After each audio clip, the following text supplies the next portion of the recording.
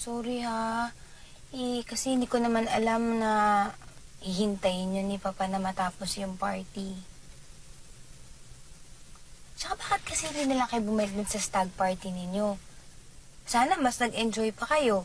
O di kaya, sana sinabi mo na lang sa akin para sinabihan ko si Rafi. Sigurado naman ako papayag yun eh. Uy, galit ka ba?